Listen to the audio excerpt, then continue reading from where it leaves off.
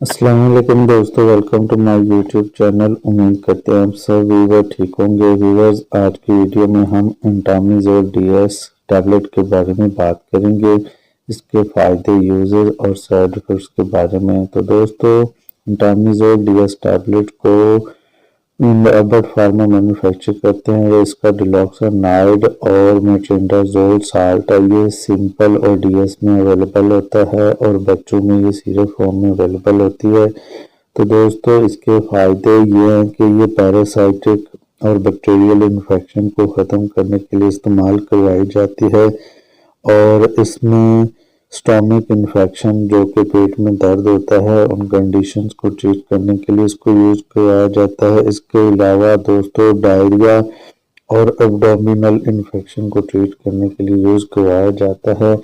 ये एक बैक्टीरियल और पैरासाइटिक इन्फेक्शन जो कि पेट में होते हैं उनको ख़त्म करने के लिए इस्तेमाल करवाया जाता है। इसके अलावा आपके पेट में अगर मरोड़ है तो आप लोग इसको यूज़ कर सकते हैं और इसके अलावा एमबीबीएस प्रॉब्लम में इसको यूज़ किया जा सकता है और इसके अलावा व्यूअर्स ये इन्फेक्शन को किल करती है।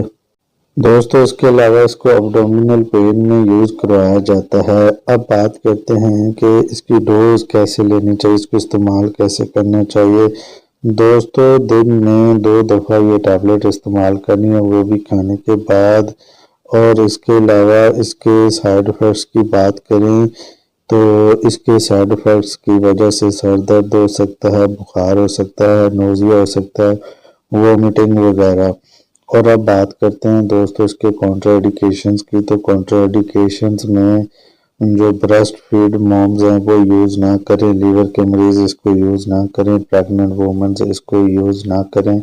अगर आप लोग यूज़ करवाते हैं तो डॉक्टर्स के अकॉर्डिंग आप लोग इसको यूज़ करवाएं। तो व्यूअर्स, ये था इंटामिज़ोल DS टैबलेट का रिव्यू। उम्मीद करते हैं आप लोगों को वीडियो अच्छी लगी होगी और अगर आप लोगों को वीडियो अच्छी लगे तो लाइक सब्सक्राइब कीजिए ताकि मेडिकल से रिलेटेड वीडियोस आप तक पहुंचते रहें।